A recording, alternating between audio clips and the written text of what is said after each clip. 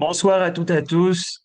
Nous nous retrouvons ce soir pour l'ouverture d'une nouvelle série de cours intitulée qui est autour de la pensée du Rav Ashlag, Introduction à la pensée, à la Kabbalah selon le Rav Ashlag, proposée et animée par Marc Abitbol. Avant d'entrer dans le vif du sujet, j'aimerais ouvrir cette session en évoquant la mémoire de tes parents, Marc, Salomon et Esther, qui ont été un couple d'éducateurs remarquables, d'abord au Maroc, puis après à Lyon, qui ont profondément marqué leur entourage par leur dévouement pour la communauté. Et bien sûr, rappeler la mémoire de ton fils, Eliav, qui est monté en Kiddush Hashem, Hashem Yikom Damo. Il a maintenant 1 an et 5 jours lors d'une bataille au Liban. Eliav lui aussi suivi la voie de l'éducation, poursuivant cet héritage de transmission qui traverse ta famille. Et aujourd'hui, Marc, même si ton activité principale n'est pas dans le domaine de l'enseignement, puisque tu es fondateur et directeur d'une entreprise qui est dans l'optique, on retrouve cette idée de transmission, d'éducation et de nous partager cette Torah de Kabbalah que tu étudies depuis déjà quelques années. Voilà, donc ce cours est l'Elou Nishmat Eliav Abitbol, Hachem Yikom Damo. Et sans plus tarder, Marc, je te laisse la parole. Je préviens tous les participants. Vous êtes très nombreux, vous êtes déjà 65 en ligne. Vous pouvez à tout moment ouvrir votre micro pour poser des questions, bien sûr, qui sont liées directement au thème et également à la fin de l'intervention. On laissera un temps. C'est des sessions de 35-45 minutes, pas plus, pour qu'on vous ayez le temps de réfléchir également à ce que Marc nous enseigne. Bechavod, Marc. J'essaie de voir où est le fichier. Ouais, voilà. Merci beaucoup de cette introduction où il va falloir que je sois à la hauteur de beaucoup de gens, particulièrement mes parents. Et je te remercie de pouvoir me donner l'occasion sur deux dimensions. La première, c'est de partager avec vous ce que j'étudie d'à peu près un peu plus de 5 ans. Et je vais expliquer le contexte. Et la deuxième, de pouvoir associer Eliav sur sur ce thème-là, en sachant qu'on avait aussi avec Eliav et sa femme étudié un petit peu ensemble. Merci beaucoup pour cette opportunité. Euh, pour anecdote, je prends le vol une semaine avant Purim 2020. C'est le vol où Bibi Netanyahou il met en quarantaine tous les Israéliens et tous les étrangers non, parce que pour pouvoir les mettre en quarantaine en Israël, il aurait fallu prévenir le gouvernement français. Et dans cet avion, quand on entend l'annonce, il y a un peu la pagaille dans l'avion, on commence à parler et je rencontre quelqu'un qui me voit étudier un livre, je me rappelle plus ce que c'était. Et il me dit, ben, tu sais quoi, on commence à parler, tu devrais contacter le Rav Gottlieb. Et donc, quand j'arrive, j'étais pour 2 semaines à la maison, j'appelle le numéro de téléphone qu'il m'a donné, et je tombe sur un de ses élèves. Et le Rav Gottlieb, c'est un personnage qui, ces dernières années, est très populaire aussi sur TikTok. C'est quelqu'un qui est à Yarim, très haridi, et qui était le premier élève du fils du Rav Ashlag. On parlera à peu près plus tard de l'historique du Rav Ashlag, mais le Rav Ashlag a eu plusieurs enfants. Un, un de ses enfants qui s'appelle Baruch Shalom, et dont le Rav Gottlieb était son élève Mouvak. Et, et donc, euh, et donc j'ai commencé à étudier avec lui. Et à un moment donné, comme j'avais en face de moi une personne qui était habillée comme un Haridi, mais qui parlait pas comme un Haridi, j'ai même demandé au Rav Cherki qu'est-ce qu'il en pensait. Et Uri m'a dit, j'ai aussi étudié avec lui, tu peux y aller. Donc j'ai eu un Hercher badass d'Uri pour continuer l'étude avec lui. Et depuis, on étudie, j'étudie sur ses textes, sur ses livres, et avec lui quasiment tous les jours. Et ça m'a influencé personnellement. Pas, ça passe, c'est pas d'un coup. J'allume pas les bougies, j'éteins la lumière à la maison quand j'étudie. Non, c'est pas du tout ça. On verra un petit peu le message que ça fait passer, mais ça m'a beaucoup influencé moi personnellement, sur mon approche sur beaucoup de choses, sur autrui, et, et, et je pense que ça m'a permis aussi de traverser cette période difficile de cette dernière année avec, une vision du monde et de tous les gens qui nous ont entourés et pendant cette période-là. Je pense que j'aurais été différent il y a 5 ans qu'aujourd'hui. Et donc, après le cours de Tisha B'Av, où j'ai eu un super retour de plein de gens, je m'y attendais pas. Et j'ai partagé pour dire est-ce que ça serait intéressant que j'aille un peu plus loin. Et je propose qu'on fasse cette expérience que Khan nous donne ici. Et puis après, si ça prend, on va faire une introduction, d'abord sur un peu la pensée du Rav Ashlag. Et après, on va prendre dans un de ses livres phares qui est en langage beaucoup plus simple et qui fait le lien entre, on va dire, la méthodologie de la Kabbale et un peu comment est-ce que ça doit nous changer par rapport à notre vision du monde et de la société à travers un livre que le Rav Ashlag a écrit qui s'appelle Matan Torah, qu'il a écrit à la fin, c'est pas avec le livre qu'elle a démarré, et qui nous donne une vision de ce qu'est Torah Tassod et comment ça influence notre vie. Donc, ce que je vais faire, je vais démarrer un petit peu d'historique, hein. Je suis désolé, il y a beaucoup de gens, je connais pas le niveau, donc c'est pour ça que s'il y a des questions, n'hésitez pas à m'arrêter s'il faut aller ou expliquer d'autres choses. Il y a une Gemara intéressante qui dit, je cite de tête, ok, Assour l'ilmod arayot בשלושה, מעשה בראשית בשתיים, ומעשה מרכבה באחד. C'est-à-dire on n'a pas le droit d'étudier tout ce qui touche aux relations sexuelles entre dans la société à trois personnes, parce que c'est un sujet qui peut après dériver, et donc il faut faire attention qu'il y ait un groupe pour que ça rentre plus de morale quand on étudie ce sujet. On est beaucoup plus, je dirais, euh, conscient de ce qu'on étudie, il y a plus de sérieux. C'est un petit peu comme ça que c'est représenté.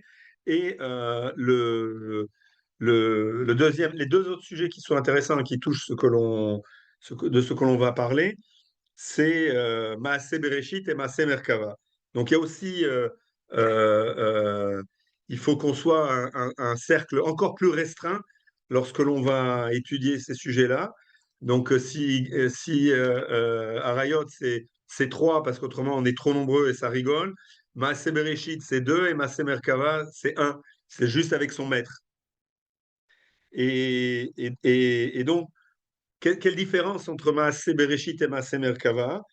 Euh, euh, alors, on va le prendre aussi à deux niveaux. Le premier niveau, tel que le Rambam Maïmonide en parle, c'est le niveau de la création du monde, pas métaphysique, mais même plus physique, tel qu'on l'a dans notre enseignement. Ça s'étend où aussi la création même métaphysique du monde, de son origine et de ses lois pas seulement immanente, mais aussi transcendante. Et ça, c'est un sujet qui, encore, on peut étudier à deux, qui est un peu plus ouvert. Et Maaseh Merkava, c'est tout ce qui est au-dessus. C'est l'étude des secrets et du divin. Peut-être on pourrait aller jusque-là. Et dans la notion de Merkava, il y a la notion de char céleste. Et donc là, je ne sais pas pourquoi le cher il s'est arrêté là. Est-ce que vous voyez là? Hein, tu peux le repartager. Ok, donc désolé pour ce qui s'est passé.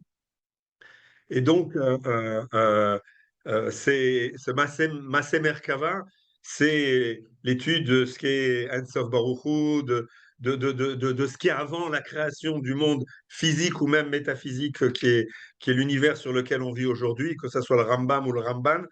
Massé Merkava, c'est vraiment ce qu'il y a bien avant cette création.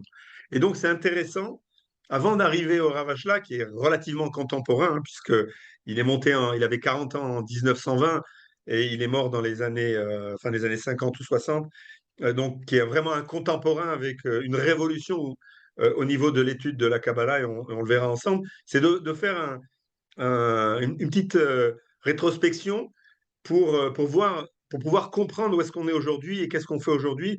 Et surtout, on le sent aujourd'hui, il y a énormément de mouvements qui étudient la Kabbalah depuis, comment elle s'appelle cette chanteuse Donna.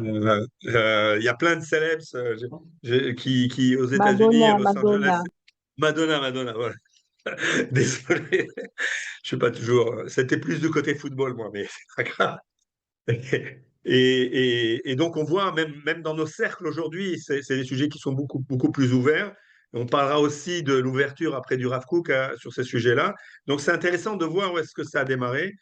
Et en fait, ça démarre vraiment dans les Névim, dans les prophètes. On commence à voir une mention du char divin, un char céleste, etc., que ça soit dans les textes de Daniel, etc. On voit déjà dans les prophètes apparaître cette vision qui nous parle beaucoup plus que ce qui est Maaser Merkava, mais vraiment dans des termes qui sont, je dirais, beaucoup plus vagues, où c'est difficile où il est difficile de comprendre ce qui se passe à travers ces textes-là des prophètes, mais en tout cas, ça commence à arriver à travers ces textes-là.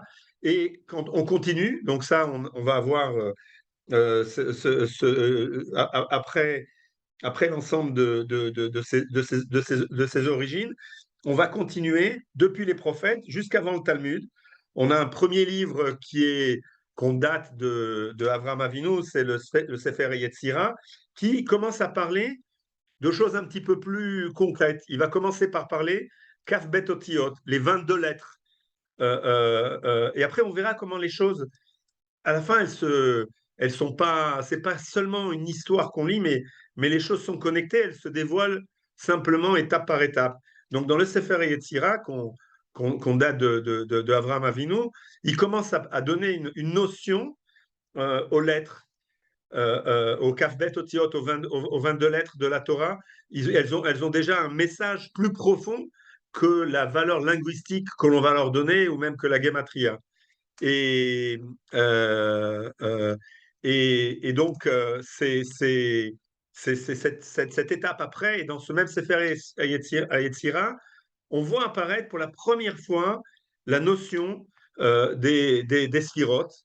Ce sont, pour l'instant, on n'a pas une relation directe avec ces sphirotes.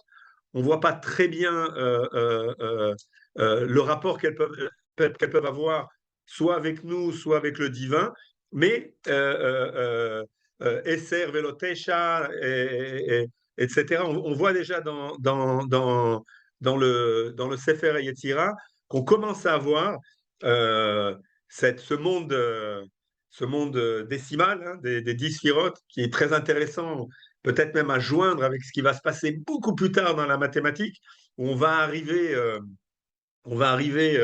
à cette mathématique qui est liée aux chiffres 10, 100, 1000, etc., dans la mathématique que l'on vit aujourd'hui, alors que toute la mathématique avant, elle était loin de ça. Dans ce Sefer Yetzira, où on commence à parler des 10 sphirotes, on donne certaines notions, mais elles n'ont pas un rôle, en tout cas de la manière dont elles sont décrites, elles n'ont pas un rôle ni une relation avec nous, où elles restent très, très impersonnelles. Et on commence à arriver à l'époque talmudique, à l'époque de la Gemara, entre le deuxième siècle et le Xe siècle, où on voit à travers les textes de la Gemara qui commence à avoir une étude, puisque cette Gemara qui cite Lo yoter shlosha be'arayot, shtaim be'bereshit, echad be'maaseh merkava, donc deux dans étudier la création de l'univers, et le dernier, les secrets du divin. On voit bien qu'il y a un cercle qui s'élargit avec une étude qui commence à être un peu plus structurée de ce qui se passe. Et dans les textes que l'on voit, les 10 sphirotes, déjà, elles ont une relation avec le divin. Elles sont comme des haroutsim, des canaux de shefa, de providence avec le divin. C'est comme ça qu'on commence à les voir à travers les textes que l'on a entre le deuxième et le dixième siècle. Cependant, ça reste quelque chose de statique. Chacune a une notion de chesed, de din, de bonté, de justice, etc. Mais elle reste statique. Il n'y a pas un relationnel entre elles, il n'y a pas un système qui est dynamique et qui a une relation entre nous et le Ensof Baruch Hu. Le système, il reste statique et à étudier, c'est là où on se trouve. Euh, ok, j'essaie d'avancer, Je peux poser une question, Marc, s'il te plaît? bien sûr. Voilà, je m'appelle Chira. Mais les sphirotes, elles sont pas encore. J'ai toujours appris qu'elles étaient en Ishtalut et qu'elles étaient complémentaires les unes des autres. J'écris là, je reviens, je fais une rétrospective historique. Comment est-ce qu'on les voit dans Ah, comment est-ce qu'elles apparaissent dans les textes? Au début, non, elles sont pas encore là. Mais effectivement, on va parler de ça. d'accord. Elles arrivent à la fin. Oui, on va avoir, et en fonction de, de, du Charé Aura qui reste, et après de ce qu'on va voir du Hari Akadosh et de l'interprétation que va en faire le Ravashlag, oui, on va avoir une dynamique, on va avoir une relation entre elles et on va voir comment est-ce que ça se travaille. Mais pas au moment de la Gemara, pas encore à ce moment-là. Pourquoi est-ce que j'arrive pas à le faire bouger? Ce qu'il faut que je le fasse bouger chez moi, je pense. C'est ça? Attends, non, c'est moi, Marc, c'est moi qui dirige. Là, on est au 4. Je suis au maître Ok, ok, très espagnol. bien. Voilà, Donc désolé. voilà, Tu me dis. maintenant, par rapport à la question, bah merci. La pection, on va basculer sur la première fois. Donc on avait les prophètes, les Névi'im, où on est sur quelque chose qui est pour nous très vague, hein. On parle de Maaseh Merkava, on voit sur Daniel, etc. Et c'est très intéressant parce que, en tout cas, dans la tfila de Yom Kippour sfaradique, on voit beaucoup. Ces messages sont très, très, très présents dans la tfila, Hashmelaim, toutes ces notions qui sont liées à la partie très, très secrète, cachée de ce qu'est le divin. On a ces rémazim, ces allusions-là, on les voit beaucoup dans la tfila de Yom Kippour, dans toute la chazara, que ce soit de Shachit ou de Moussaf, on le voit et pour moi qui ai eu le mérite de prier avec Manitou à Kippour, on sentait que lui, il comprenait ce qui se passait pendant cette fille-là, et surtout sur ces textes-là.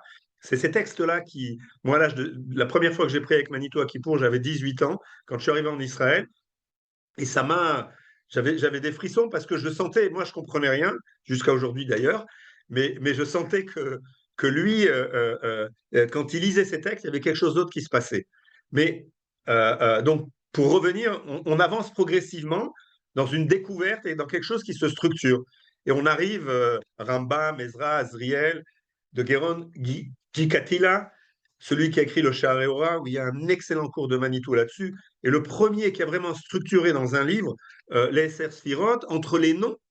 Et on parle ici du Rambam, hein, pas du Rambam. Le Rambam qui a tout fait pour déconnecter les attributs de ce qui est vraiment Akadosh Baruch Hu, Ensof Baruch Hu. Dans le Sha'arei on a une relation entre tous les noms, El, Elohim, Yudke, Vavke, etc. On va retrouver dans ce livre-là, à travers tous les chapitres, une déclinaison entre les noms, les midotes de ces noms et les sphirotes. Cette fois-ci, elles sont ordonnées, elles sont hiérarchisées, et il commence à avoir une relation entre ces sphirotes et le Ensof Baruch Hu et la création. Donc ça, c'est un petit peu ce qui se passe pendant cette période. On Marc, a... pardon? oui, je voulais préciser ce que tu disais à propos de Yom Kippour. Si je ne me trompe pas, c'est beaucoup dans la Chazara et dans la Gdusha, en fait. Et tu as parlé de Exact. ça parce que tous ces textes de Gdusha, on parle des anges, des malachim qui ont Shesh Knafaim, etc. Je pense que c'est beaucoup justement de ces maîtres espagnols, en fait. Si on regarde qui a écrit tout ça, c'est à cette époque. Tout à fait. Tout à fait. Et donc, c'est la source de notre philâtre. C'est aussi cette époque où le judaïsme séfarade est dans son plein essor, expansion, et donc tous les maîtres de la Kabbalah on les voit, ils viennent d'Espagne. Après, beaucoup plus tard, on va voir en Italie ce qui se passe, mais à cette période-là, c'est vraiment de là-bas que ça vient. Rabbi Moshe de Léon, à qui on attribue le Zohar. Donc ça vient de là-bas. Donc les, les, les, les sphirotes, vraiment, elles commencent à avoir chacune, elles sont ordonnées depuis, on verra bah, depuis Keter jusqu'à Malchut.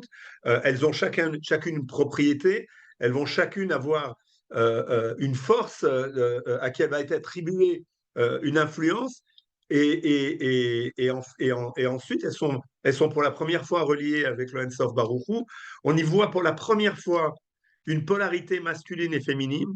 On voit Tiferet qui est masculin, Malchut qui est féminin. Et on va voir c'est important par la suite avec le Rav Ashlag aussi.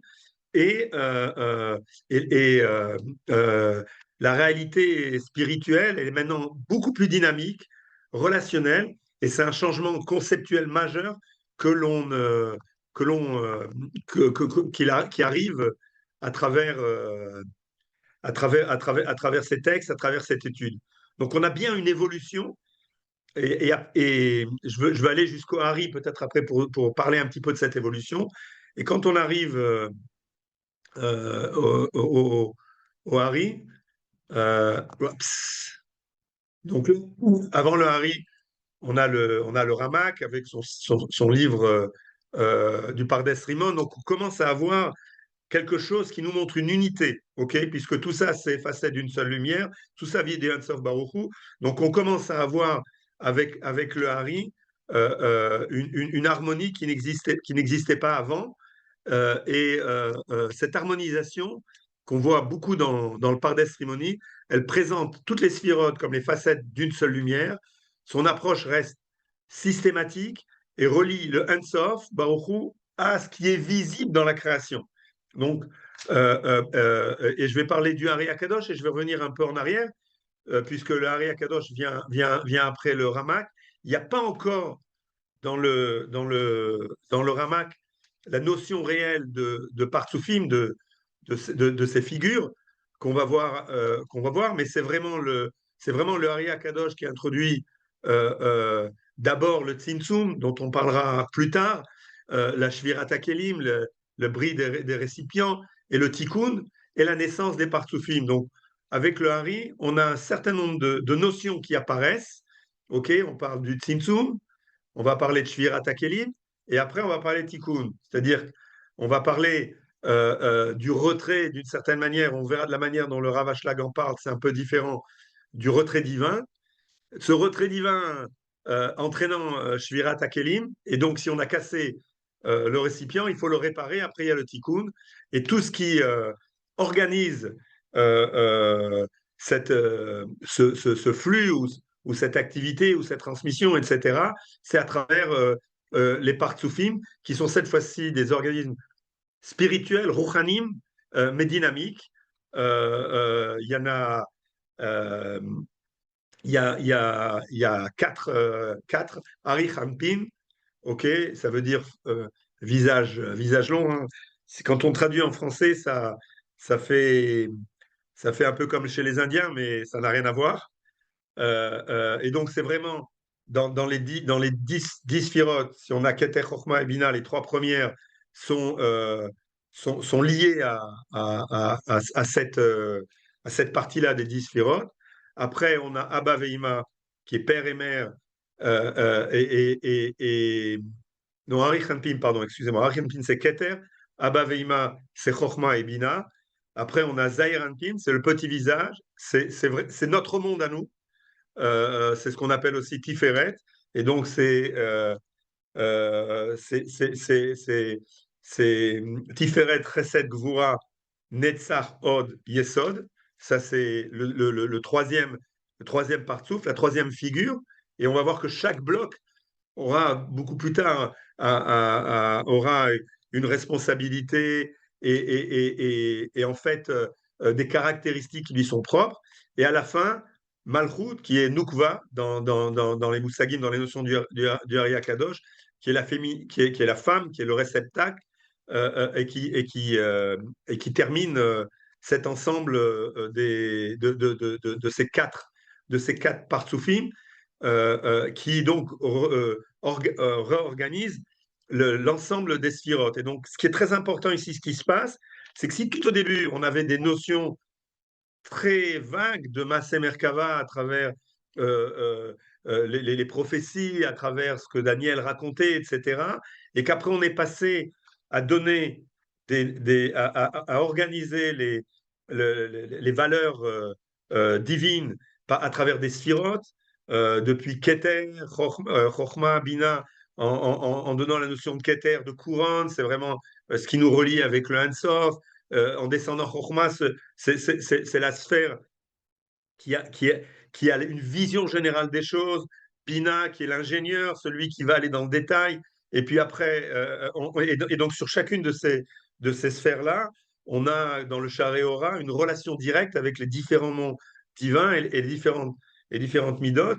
Et là, l'étape où on passe, c'est une organisation entre les sphirotes qui vont nous décrire comment le monde spirituel qui est raccroché à Ensof Baruch Hu, et après les mondes qui viennent jusqu'à nous, comment ils sont organisés et comment ils travaillent.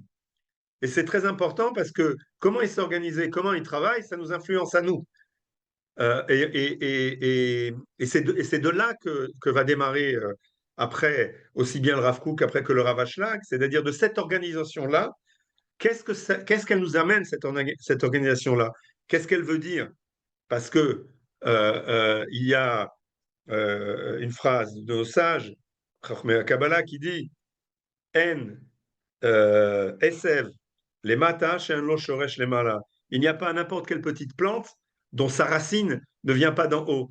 Ça veut dire que chaque chose que l'on voit en bas, il faut qu'on puisse l'analyser par rapport à la structure et la configuration de ce qui nous vient d'en haut.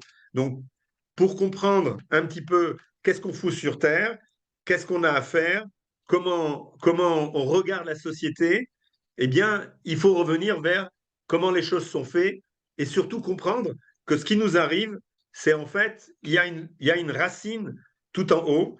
Et comme dit le Chachma Kabbalah, le bien et le mal, c'est pas deux forces séparées comme il y a dans le christianisme. Pour nous, toute chose que l'on voit ici dans notre monde a une racine à sa source. C'est comme un arbre à l'envers, en fait. Et donc, toutes ces branches qui sortent, elles viennent d'un même tronc, qui vient d'une même racine, et elles sont organisées comme un arbre ou comme un homme, puisqu'à la fin, une des représentations qui sont données, c'est une représentation d'un homme avec la tête, les yeux, etc., qui nous permet de comprendre comment cette dynamique spirituelle influence sur notre conduite à nous. Il y a une question, Marc, si tu es d'accord. Sarah, Ouais, sûr.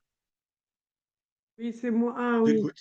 Ah, voilà. oui, si j'ai bien compris, c'est pour être sûr d'avoir bien compris, Marc. Bema Mitaskim, c'est une tentative de définir Dieu, les sphirotes, Non, parce que en fait, c'est une tentative de hein? comprendre comment les choses se passent, se déroulent depuis Ein-Sof Baruch. C'est une tentative de voir comment les choses se passent. Parce qu'en fait, on a, on a une dichotomie entre un monde super matériel, ok, et on peut avoir une tendance Spinoza de dire le monde c'est Dieu, ok, et nous on dit non, le monde c'est pas Dieu, Dieu est dans le monde. Donc il faut comprendre comment les choses se déroulent et la méthodologie pour comprendre comment les choses se déroulent, puisque si tu veux comprendre ce qu'avait l'ingénieur dans sa tête et comment les plans sont faits, il faut voir comment les choses se déroulent. Et ça, c'est ce que vient cette science nous apporter, qui était restée, et peut-être maintenant je vais revenir un petit peu en arrière, qui est restée très secrète pendant longtemps, et qui au fur et à mesure de l'évolution de l'humanité, c'est comme ça que moi je le conçois, qu'au fur et à mesure de l'évolution de l'humanité, elle se dévoile parce qu'on est plus proche, plus près de comprendre. Et donc, c'est pas. D'ailleurs, dans Torah Tassod, on dit on peut aller, comme on dit pour Moshe Rabbeinu, il pouvait aller jusqu'à Bina, c'est-à-dire si on dit qu'il y a 10 sphères, on démarre d'en bas, Malchut, c'est essentiellement nous, et ça remonte Yesod, Od, Netzach, euh, Gvura, Chesed, Tiferet, ça c'est les sept vraiment qui sont notre monde à nous. C'est pour ça qu'il y a 7 jours, c'est pour ça que la Shemitah c'est sur la 50e année, c'est etc., etc. Nous, on est dans ce monde-là. D'ailleurs, la chrétienté, ils ont déjà basculé. Pourquoi ils font le dimanche? Parce qu'ils ont basculé dans ce 8e jour. Alors que nous, on est encore dans ce monde de ce 7e jour où on peut goûter un petit peu de ce qui se passe dans le 7e jour, au Shabbat. Là, on a une possibilité de se rapprocher et de goûter. Mais c'est là juste qu'on va au-delà, c'est au-delà de notre compréhension. On va voir un petit peu comment c'est structuré, etc. Mais on ne va pas rentrer au-delà, puisque nous, ce qui nous importe, c'est de voir comment cette organisation nous influence, qu'est-ce qu'elle nous apprend et où est-ce qu'elle nous amène. Et là, si tu peux me remettre le fichier. Alors, dis-moi où tu veux être sur le fichier, mais j'ai une question avant. Si j'ai bien compris, en fait, tu nous parles d'une évolution, C'est c'est-à-dire qu'au quoi début, il y a cette quelque chose organisation? d'assez flou. À l'époque de Daniel, des prophètes, c'est quelque chose d'assez flou, mais assez Merkava. Et tu nous dis en fait que au cours du temps, des périodes, de quelque chose qui est flou, ça devient quelque chose qui devient de plus en plus précis, de plus en plus détaillé, et presque comme une science, c'est-à-dire que c'est presque comme des maths presque. Alors qu'au début, c'est quelque chose d'un petit peu flou, on arrive à rentrer dans des détails. Et ma question, elle est-ce qu'il y a un moment, on parle plus vraiment d'évolution, mais où il y en a un ou deux où c'est vraiment des révolutions, c'est-à-dire que tout d'un coup, toi, tu es dans l'optique, tu vois flou, et tout d'un coup, il y a un génie qui arrive et qui va nous dire, voilà, qui nous a raconté, qui nous a rajouté 10 000 pixels, et finalement, l'image devient beaucoup plus claire.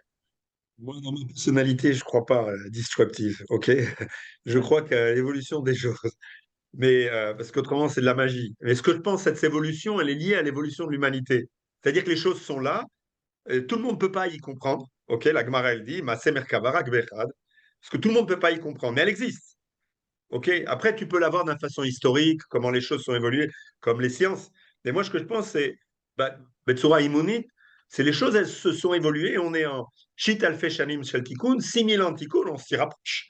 Et donc, on évolue. C'est pour ça que le Rav Kook, et on va voir aussi ce que va dire le Rav Ashlag, le Rav Kook aussi, il a dit, c'est maintenant le temps de retour en Israël, d'étudier Torah Tassod.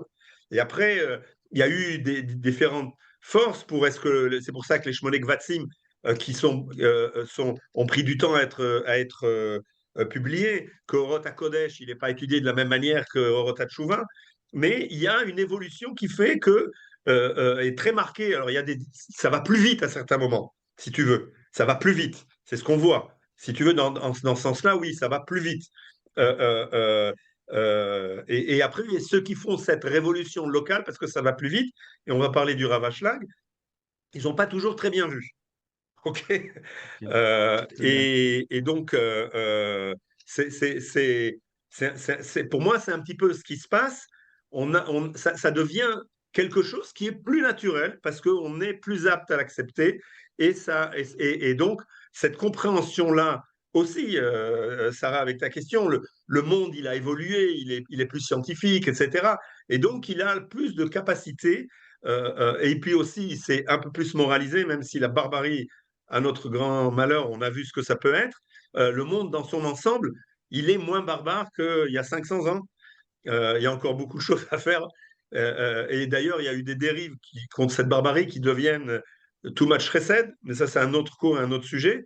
Mais dans l'ensemble, on a une évolution, et comme le Rav Kook le dit, ce retour en Israël, et le Rav Ashlag, on va y arriver tout de suite, encore beaucoup plus fort là-dessus, sur ce sujet-là. D'ailleurs, on va basculer sur le Baal HaSulam. Ouais. Marc, moi, j'ai toujours pas compris.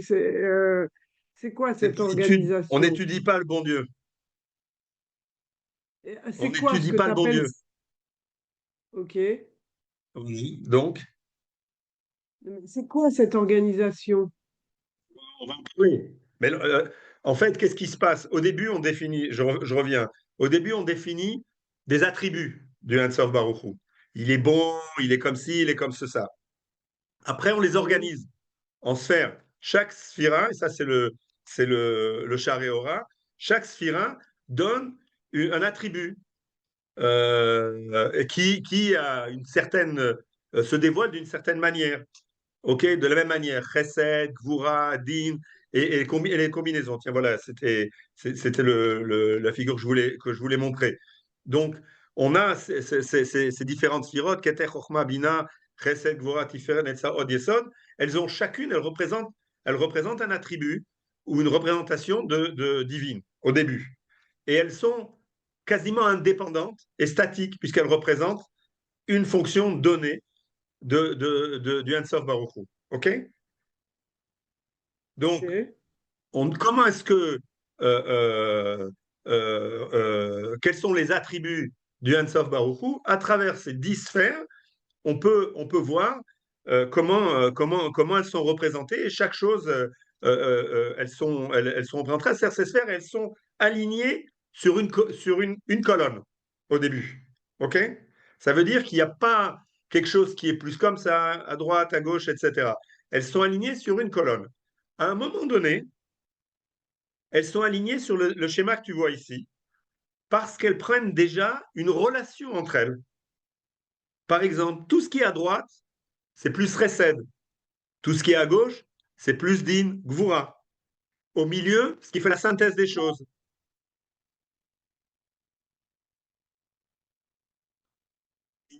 On arrive à un mode de compréhension où Akadosh Baruch Hu, il dirige le monde à travers ses sphirotes. C'est son véhicule pour diriger le monde à travers ces sphirotes. C'est plus des émanations, des attributs statiques, c'est un modèle où, à travers ces sphirotes, Akash Borou va diriger, va influencer le monde. Et c'est pour ça que quand il y a trop de din, il se passe quelque chose. Quand il y a trop de chesed, il peut se passer autre chose. Ou quand est-ce qu'on peut avoir trop de chesed, etc.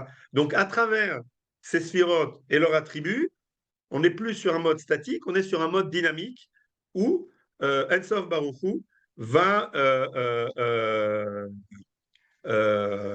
diriger le monde en fonction de cette structure-là.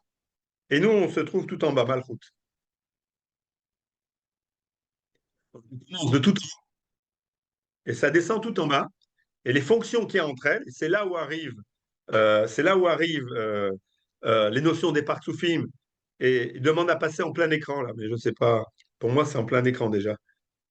C'est en plein écran, c'est tout le monde. Faut juste,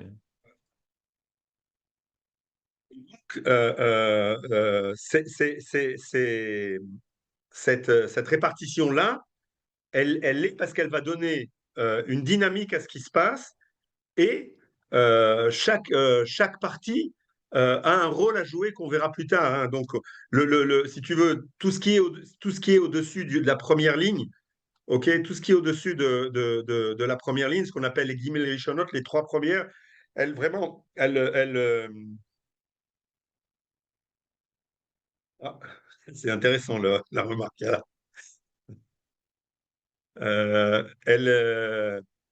Elles sont les trois premières, elles sont plus liées au Ein Sof Baruch Hu, alors que celles du milieu, celles qui font le travail, dont on va parler après, pour pouvoir aider la Malchut, qui est le réceptacle, à bénéficier de tout le travail qui va être fait. Mais cette relation entre eux, on va le voir plus tard. Je ne veux pas y rentrer là maintenant. Je veux juste avoir une évolution. Et donc maintenant, on a parlé du Ramak et du Hari Akadosh qui ont structuré, on n'est plus sur une colonne, on a une structure, etc. On a les Partsoufim, donc ça arrive à partir du Hari Akadosh. Et maintenant, arrive le Ravashlag. Et on va voir quelle est son évolution à ce qui se passe là. Donc il est né à côté de Varsovie en Pologne. Il a une formation rabbinique très jeune. J'ai une anecdote qui dit il avait 7 ans et il était dans son lit. Il y a un livre de Kabbalah qui lui est tombé dessus. Et son père, il lui a dit donc, ok, et son père, il lui a dit non, tu peux pas. tu peux pas étudier, ce texte. J'ai un petit problème, j'ai mon ordinateur, sa batterie qui est en train de se terminer. N'hésitez pas à écrire vos réactions et vos questions sur le chat. En attendant, ça nous permet d'avoir une relation et justement ne pas rester statique, mais de créer des relations avec l'intervenant et entre nous. Merde, est-ce que c'est... Voilà, désolé. Je veux bien dire quelque Ok. chose. C'est possible? Quelqu'un voulait Vous déjà une m'entendez? question? Non, non, c'est pour simplifier par rapport au questionnement qui se pose d'une façon générale dans la Kabbalah, quoi. Les personnes pensent qu'on va étudier l'identité divine, alors que tout ce qu'on est en train d'entendre, là, au niveau de ce que vient de dire Marc, ce qu'on appelle un Agat Hashem, la conduite divine dans le monde. Donc la Kabbale va nous aider à comprendre comment le monde fonctionne avec l'intervention divine, qu'on appelle un Agat Hashem, quoi, tout simplement. Et les séphirotes, tout ça, les parsoutim vont nous aider à comprendre le fonctionnement du monde, mais avec l'intervention divine. C'est Merci, tout. merci Elie. Non, c'est le gros héritage du Ramchal. C'est exactement ça, l'héritage du Ramchal. Et le Rav Ashlag se repose beaucoup sur le Ramchal. Et on va voir la différence qu'il y a, comment il le prend par rapport à cet Anagat Hashem. Et effectivement, la complétion de tout ça, c'est de voir l'Anagat Hashem à travers ce schéma. C'est ce que j'ai voulu dire tout à l'heure en disant qu'à travers ces sphirotes, Akash Bokhu, il dirige le monde. Il y avait quelqu'un d'autre? Marc, regarde, il est 15, donc ça fait 45 minutes de cours. Est-ce que tu veux continuer un petit peu ou tu veux laisser le temps pour les questions? C'est toi qui diriges. Moi, juste peut-être, oula, ouais, le temps passe plus vite que ce que je pensais.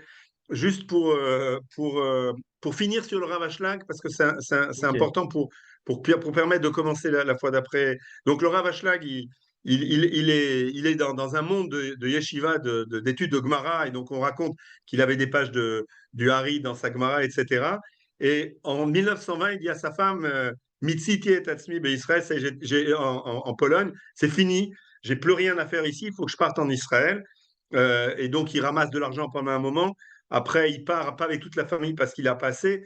Et il va dans toute sa vie bouger d'un endroit à un autre et vivre relativement très pauvrement. Et toute sa volonté, c'est de dire maintenant, on est arrivé où tout le monde doit étudier la Kabbalah. Ça doit être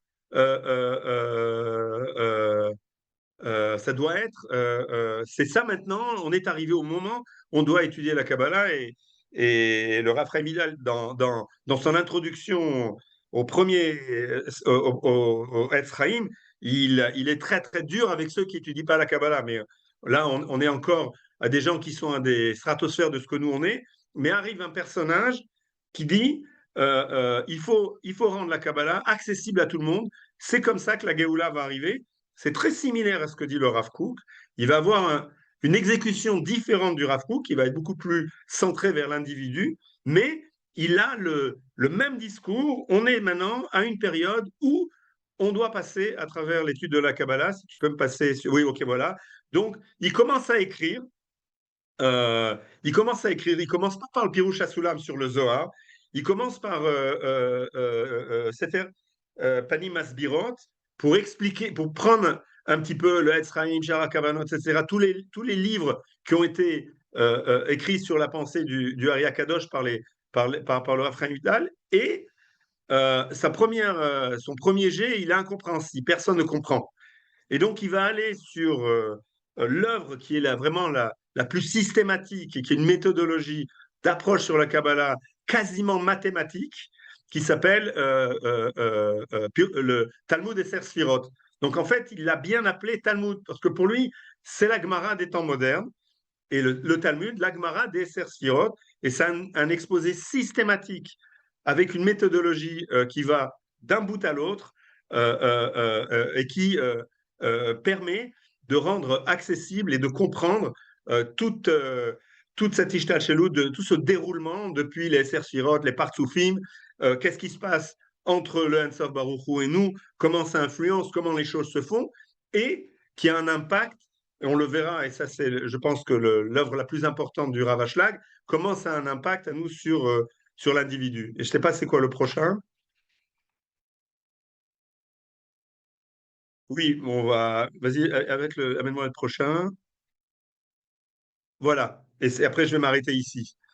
En fait, pour lui, c'est une science de la révélation du divin dans la réalité. Comment nous, on fait la connexion entre nous et le divin? En Sof Baruch Hu. Comment on fait cette connexion? En étudiant une daf de Gemara, c'est beaucoup plus difficile. Et lui, il va amener sa méthodologie pour extorquer du Etzraïm, du Hari Kadosh.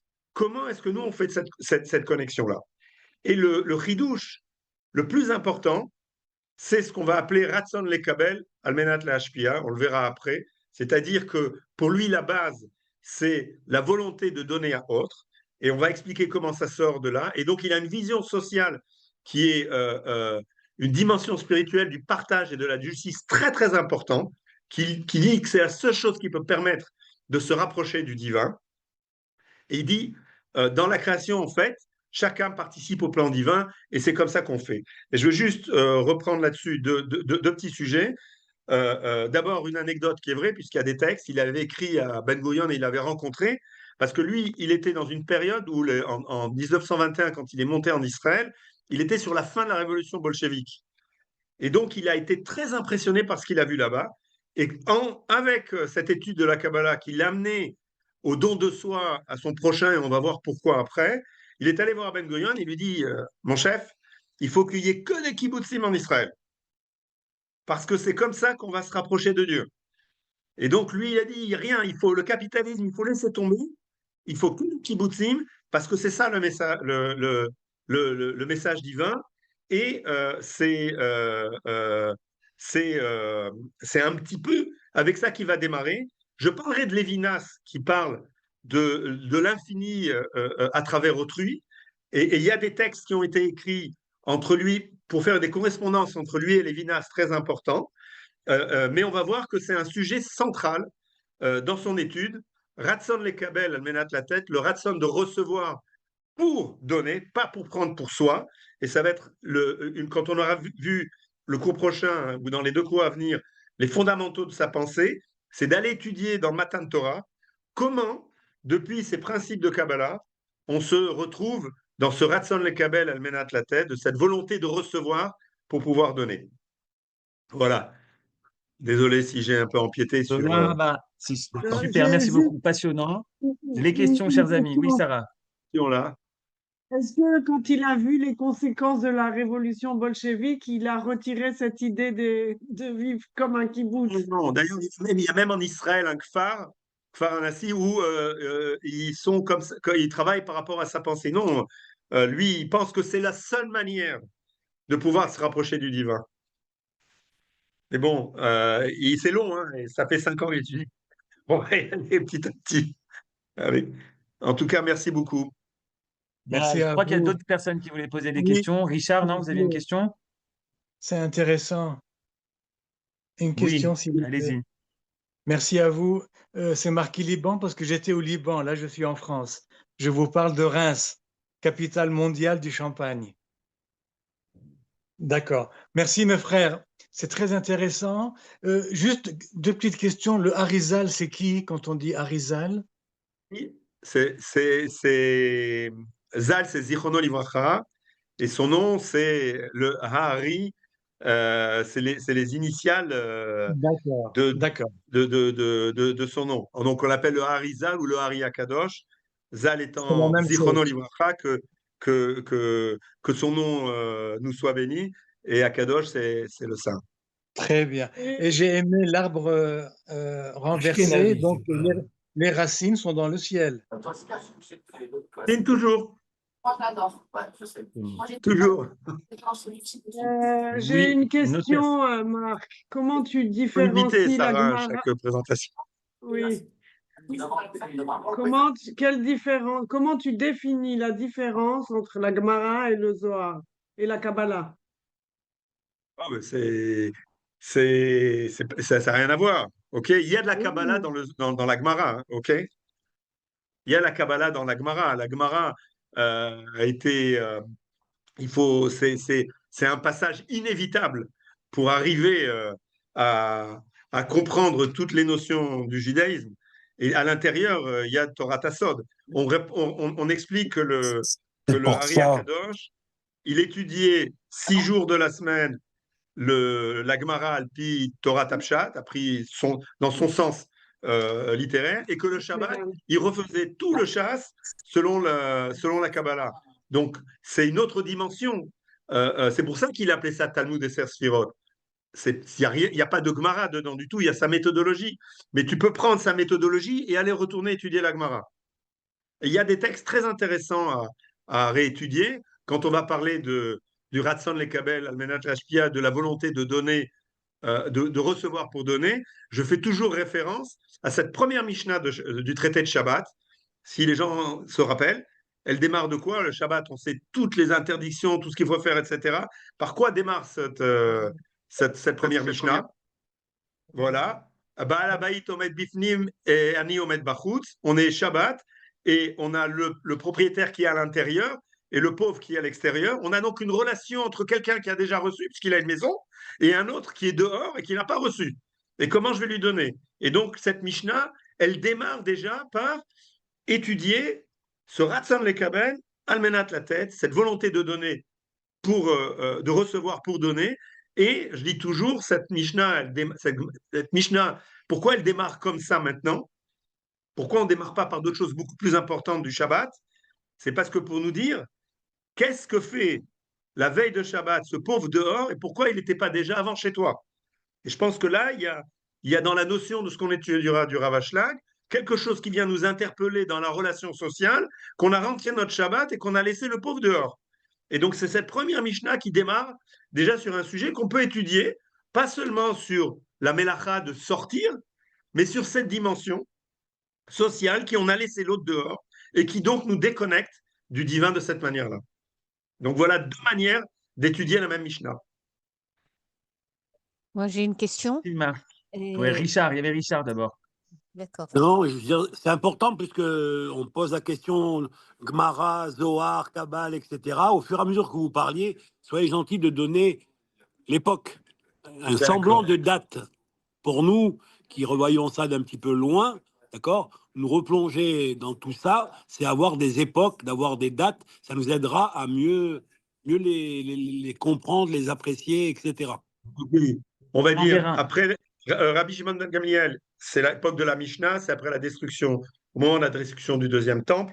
Et une fois que Rabbi Yehuda Hanassi a organisé la Mishnah, qui est en termes beaucoup plus succincts et beaucoup plus d'un traité de ce qu'on fait, ce qu'on ne fait pas, etc., est arrivée l'époque du Talmud, premier, deuxième siècle, et pendant un moment, pour discuter de tous ces traités-là, de toutes ces questions, mais ça va beaucoup plus loin que de décider qu'est-ce qu'on peut manger, qu'est-ce qu'on peut pas manger. On y voit à l'intérieur toutes les histoires du vécu de nos sages et des enseignements à travers, et même la discussion elle-même, elle est parfois plus importante que la réponse.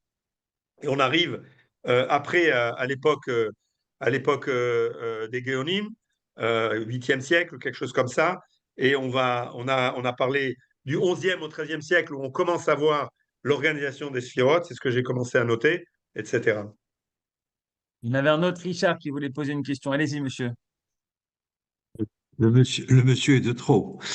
Bonsoir. Alors, en vous écoutant et en écoutant surtout la réponse que vous avez faite à Madame Abitbol, j'ai l'impression que ça ressemble énormément à la musique. À savoir qu'il y a le compositeur qui sort un morceau de musique.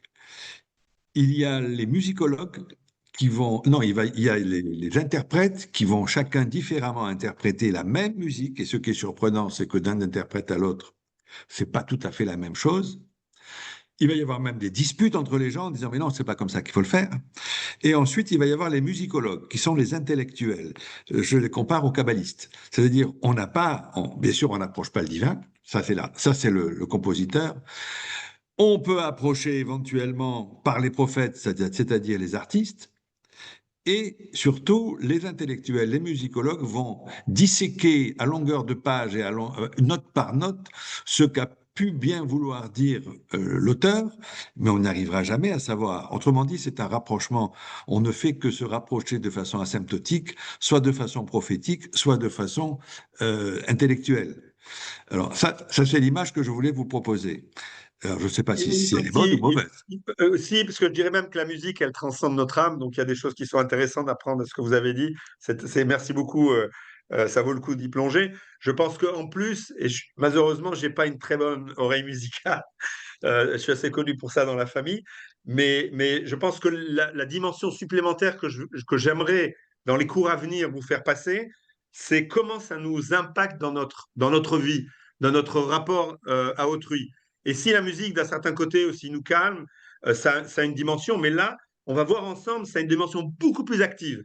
C'est à travers la manière dont Ensof dirige le monde à travers ses sphirotes, nous, on va apprendre comment est-ce que les choses se passent et comment est-ce que nous, on doit interagir pour que les choses avancent dans la direction qu'on veut. Donc, il y a une notion pour rapprocher et pour raccorder les wagons, puisqu'on va voir après les différences entre casualité et Ishtal Shelut, ça c'est très important, mais c'est surtout que ce sod, il est déjà, euh, puisque je crois que même c'est Manitou qui disait, le sod c'est le pshat, ok?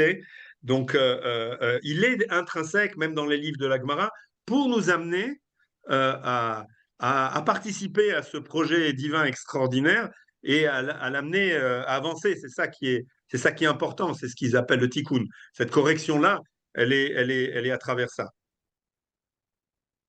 S'il n'y a pas d'autres questions, j'en ai une à vous poser, mais il y avait quelqu'un qui avait levé la main, donc C'était quelqu'un moi. d'autre, sinon je veux bien la poser. Peut-être laisser Madame pas Oui, poser bien la sûr, question.